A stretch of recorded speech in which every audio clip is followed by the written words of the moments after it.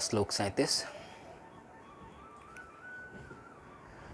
यथैधांसि समिद्धो समिद्धो गिर्भ अस्मसरासात् कुरुते अर्जुन ज्ञानाग्नि सर्वकर्माणि भस्माशा कुरुत तथा। जैसे प्रज्वलित अग्नि ईंधन को भस्म कर देती है, उसी तरह हे अर्जुन, ज्ञान रूपी अग्नि भौतिक कर्मों के समस्त फलों को जला डालती है। तात्पर्य: आत्मा तथा परमात्मा संबंधी पूर्ण ज्ञान तथा उनके संबंध की तुलना यहाँ अग्नि से की गई है। यह अग्नि न केवल समस्त पाप कर्मों के फलों को जला देती है, अपितु पुण्य कर्मों के फलों को भी भस्मसात करने वाली है। कर्म फल की कई अवस्थाएं हैं, शुभारंभ, बीज, संचित आदि, किंतु जीव को स्वरूप का ज्ञान होने पर सब कुछ भस्म हो जाता है, चाहे वह पूर्ववर्ती हो या परवर्ती। वेदों में कहा गया है, उभे उभय वैस एते त्रत्य मृत साधु साधुनी। मनुष्य पाप तथा पुण्य दोनों ही प्रकार के कर्म फलों को जीत लेता है। श्लोक 38। ना ही ज्ञानेन सदृशं पवित्रमहि विद्यते तत्स्वयं योग संसिद्ध कालोनात्मनि विन्दति। इस संसार में दिव्य ज्ञान के समान कुछ भी उदात्त तथा शुद्ध नहीं है। ऐसा ज्ञान समस्त योग का परिपक्व फल है। जो व्यक्ति भक्ति में सिद्ध हो जाता है, वह यथा समय अपने अंतर में इस ज्ञान का आस्वादन करता है। तात्पर्य: जब हम दिव्य ज्ञान की बात करते हैं तो हमारा प्रयोजन आध्यात्मिक ज्ञान से होता है। निसंदेह दिव्य ज्ञान के समान कुछ भी उदात्त तथा शुद्ध नहीं है।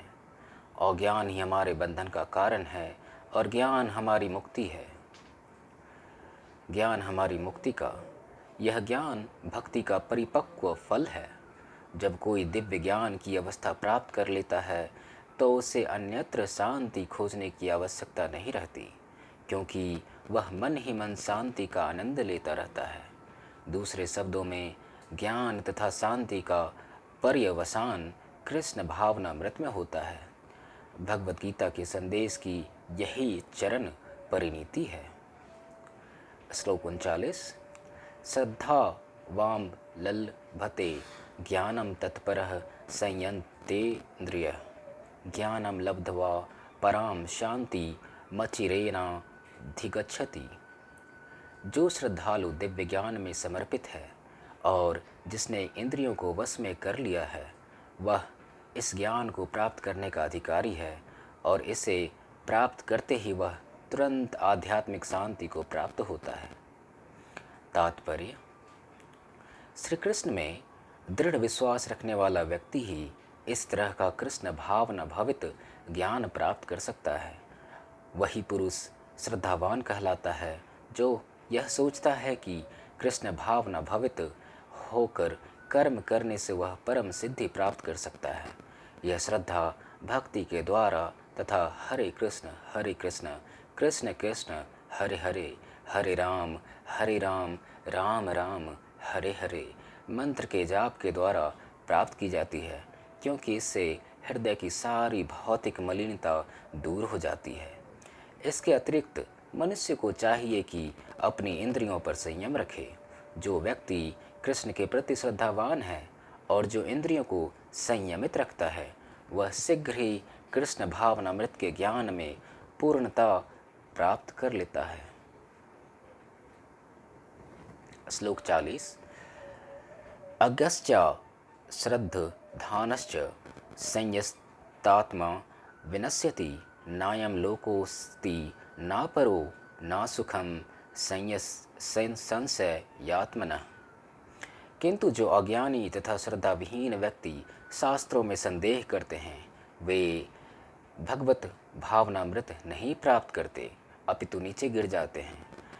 संशयात्मा के लिए ना तो इस लोक में ना ही परलोक में कोई सुख है।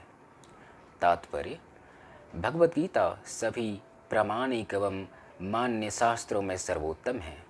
जो लोग पशुतुल्य हैं उनमें ना तो प्रामाणिक शास्त्रों के प्रति कोई श्रद्धा है और ना उनका ज्ञान होता है, और कुछ लोगों को यद्यपि उनका ज्ञान होता है और उनमें से वे उद्धरण देते रहते हैं, किंतु उनमें वास्तविक विश्वास नहीं करते। यहाँ तक कि कुछ लोग जिनमें भगवद गीता जैसे शास्त्रों में श्रद्धा होती भी है, फिर भी वे ना तो भगवान कृष्ण में विश्वास करते हैं ना उनकी पूजा करते हैं। ऐसे लोगों को कृष्ण भावनामृत का कोई ज्ञान नहीं होता, वे नीचे गिरते हैं। उपर्युक्त सभी कोटि के व्यक्तियों में जो श्रद्धालु नहीं हैं और सदैव संशयग्रस्त रहते हैं, वे तनिक भी उन्नति नहीं कर पाते। जो लोग ईश्वर तथा उनके वचनों में श्रद्धा नहीं रखते, उन्हें ना तो इस संसार में और ना भावी लोक में कुछ हाथ लगता है। उनके लिए किसी भी प्रकार का सुख नहीं है।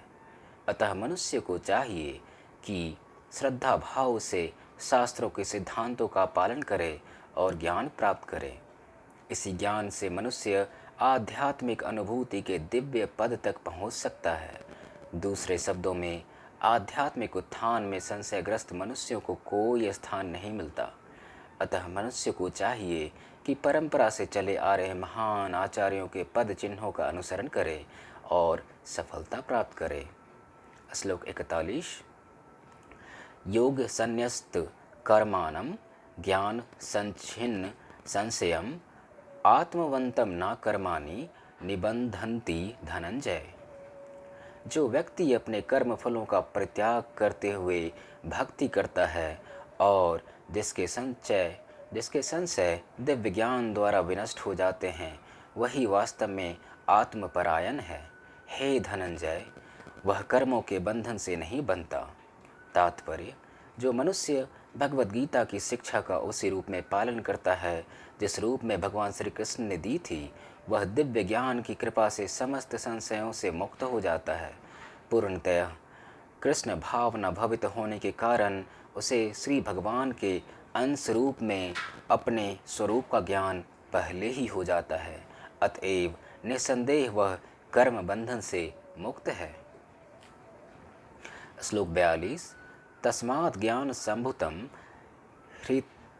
हिरितत्सस्थमं ज्ञानासीनात्मनं छित्त्वैनं संशयं योगमातिष्ठो तिष्ठत भारत।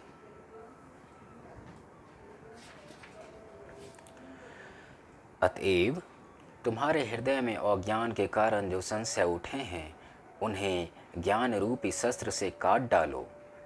हे भारत, तुम योग से समन्वित होकर खड़े हो और युद्ध करो।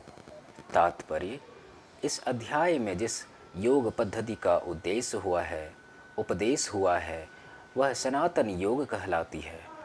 इस योग में दो तरह के यज्ञ कर्म किए जाते हैं, एक तो द्रव्य का यज्ञ और दूसरा आत्मज्ञान यज्ञ से जो विशुद्ध आध्यात्मिक कर्म है। यदि आत्म साक्षात्कार के लिए द्रव्य यज्ञ नहीं किया जाता तो ऐसा यज्ञ भौतिक बन जाता है, किंतु जब कोई आध्यात्मिक उद्देश्य या भक्ति से ऐसा यज्ञ करता है तो वह पूर्ण यज्ञ होता है। आध्यात्मिक क्रियाएं भी दो प्रकार की होती हैं, आत्मबोध तथा श्री भगवान विषयक सत्य। जो भगवद गीता के मार्ग का पालन करता है वह ज्ञान की इन दोनों श्रेणियों को समझ सकता है। उसके लिए भगवान के अंश स्वरूप आत्मज्ञान को प्राप्त करने में कोई कठिनाई नहीं होती है। ऐसा ज्ञान लाभप्रद है क्योंकि ऐसा व्यक्ति भगवान के दिव्य कार्यकलापों को समझ सकता है। इस अध्याय के प्रारंभ में स्वयं भगवान ने अपने दिव्य कार्यकलापों का वर्णन किया है। जो व्यक्ति गीता के उपदेशों को नहीं समझता वह श्रद्धा विहीन है, और जो भगवान द्वारा उपदेश देने पर भी भगवान के सच्चिदानंद स्वरूप को नहीं समझ पाता तो यह समझना चाहिए कि वह निपट मूर्ख है। कृष्ण भावनामृत के सिद्धांतों को स्वीकार करके अज्ञान को कर्म से दूर किया जा सकता है। यह कृष्ण भावनामृत विविध देव यज्ञ, ब्रह्म यज्ञ, ब्रह्मचर्य यज्ञ, गृहस्थ यज्ञ, इंद्रिय संयम यज्ञ, योग साधना यज्ञ, तपस्या यज्ञ, द्रव्य यज्ञ, स्वाध्याय यज्ञ तथा वर्णाश्रम धर्म में भाग लेकर जागृत किया जा सकता है। ये सब यज्ञ कहलाते हैं और ये सब नियमित कर्म पर आधारित हैं, किंतु इन सब कार्यकलापों के भीतर सबसे महत्वपूर्ण कारक आत्म साक्षात्कार है। जो इस उद्देश्य को समझ लेता है वही भगवद गीता का वास्तविक पाठक है, किंतु जो कृष्ण को प्रणाम नहीं मानता प्रमाण नहीं मानता वह नीचे गिर जाता है। अतः मनुष्य को चाहिए कि वह सेवा तथा समर्पण समेत किसी प्रामाणिक गुरु के निर्देशन में भगवद गीता या अन्य किसी शास्त्र का अध्ययन करे। प्रामाणिक गुरु अनंत काल से चली आने वाली परंपरा में होता है और वह परमेश्वर के उन उपदेशों से तनिक भी विपथ नहीं होता जिन्हें उन्होंने लाखों वर्ष पूर्व सूर्यदेव को दिया था और जिनसे भगवद गीता के उपदेश इस धराधाम में आए। अतः गीता में व्यक्त भगवद गीता के पथ का अनुसरण करना चाहिए और उन लोगों से सावधान रहना चाहिए जो आत्मसलाघा वश अन्यों को वास्तविक पथ से विपथ करते रहते हैं। भगवान निश्चित रूप से परम पुरुष हैं और उनके कार्यकलाप दिव्य हैं।